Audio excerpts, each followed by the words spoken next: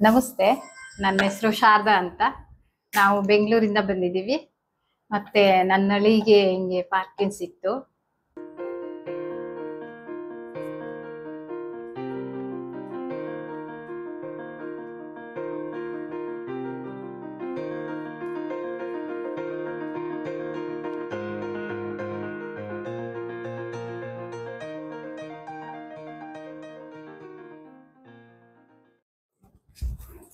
ನಮಸ್ತೆ, ನಮ್ಮ ಹೆಸರು ಪ್ರಸಾದ್ ಅಂತ. ಬೆಂಗಳೂರಿಂದ ಬಂದಿದ್ದು ಹಾಸ್ಪಿಟ್ಲಿಗೆ ಸೇರಿದ್ದು.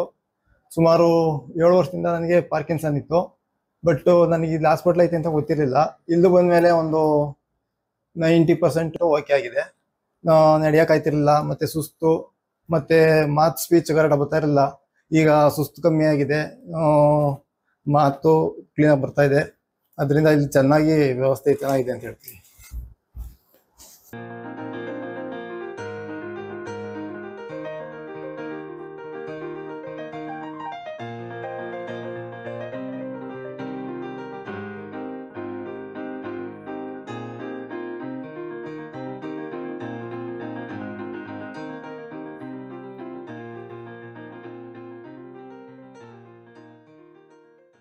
ಒಂದು 7 ವರ್ಷ ಆಗಿತ್ತು. ಈಗ ಇಲ್ಲಿಗೆ ಬಂದು 42 ದಿವಸ ಆಯ್ತು. ಈಗ ಒಂದ್ ಸ್ವಲ್ಪ ಪರವಾಗಿಲ್ಲ, ಚೆನ್ನಾಗಿ ತಿರುಗಾಡ್ತಾರೆ, ಮಾತು ಚೆನ್ನಾಗ್ ಆಡ್ತಾರೆ. ಆಮೇಲೆ ಊಟ ತಿಂಡಿ ಎಲ್ಲ ಚೆನ್ನಾಗ್ ಮಾಡ್ತಾರೆ. ನಮಗೆಲ್ಲ ಇಲ್ಲಿ ತುಂಬಾ ಇಷ್ಟ ಆಯ್ತು. ಮತ್ತೆ ಊಟ ತಿಂಡಿ ಎಲ್ಲ ನಮಗೂ ಇಷ್ಟ ಆಯ್ತು. ಚೆನ್ನಾಗಿ ಓಡಾಡ್ತಾರೆ ಈಗ. ಸರ್ ನಮಸ್ತೆ, ನನ್ನ ಹೆಸರು ಜಗದೀಶ್ ಅಂತ ಹೇಳ್ಬಿಟ್ಟು. ನಾವು ನಮ್ಮ ಅಣ್ಣ ಇವರು, ಅವರಿಗೆ ಸುಮಾರು 7 ವರ್ಷದಿಂದ ಪಾರ್ಕಿನ್ಸನ್ ಅನ್ನೋ ಒಂದು ಡಿಸೀಸ್ ಇತ್ತು. ನಾವು ಎಲ್ಲಿ ತೋರಿಸ್ಬೇಕು, ಏನು ಮಾಡಬೇಕು ಅಂತೇಳ್ಬಿಟ್ಟು ಗೊತ್ತಿರಲಿಲ್ಲ. ಆ್ಯಕ್ಚುಲಿ ಎಮೋಷನ್ ಆಗ್ತಿದ್ದೀನಿ ನಾನು.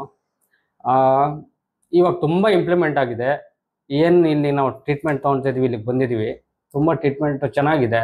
ಪ್ಲಸ್ ಕೋಆರ್ಡಿನೇಷನ್, ಆಮೇಲೆ ಟೀಮ್ ವರ್ಕು, ಆಮೇಲೆ ಡಾಕ್ಟರ್ಸ್ ಆಗಿರ್ಬೋದು ಅಥವಾ ಮ್ಯಾನೇಜ್ಮೆಂಟ್ ಆಗಿರ್ಬೋದು, ತುಂಬಾ ನಮಗೆ ಖುಷಿ ಆಗುತ್ತೆ.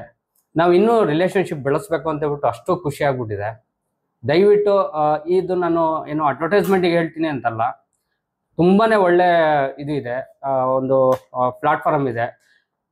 ನಾನು ಏನಂತ ಬೇಡ್ಕೊತೀನಿ ಅಂದರೆ, ಇನ್ ಫ್ಯೂಚರಲ್ಲಿ ಇನ್ನೂ ಚೆನ್ನಾಗಿ ಒಳ್ಳೆ ದೊಡ್ಡ ಮಟ್ಟಿಗೆ ಬೆಳೀಲಿ ಅಂತ ಹೇಳ್ಬಿಟ್ಟು ನಾನು ಇದು ನನ್ನನ್ನು ಕೇಳ್ಕೊತೀನಿ. ಮುಂದೆ ಮತ್ತೆ ಬರ್ಬೇಕು ಅಂತ ಇದೀವಿ. ಚೆನ್ನಾಗಿ ಹುಷಾರಾಗ್ಲಿ ಅಂತ ಕೇಳ್ಕೊತೀವಿ. ನಮಸ್ತೆ.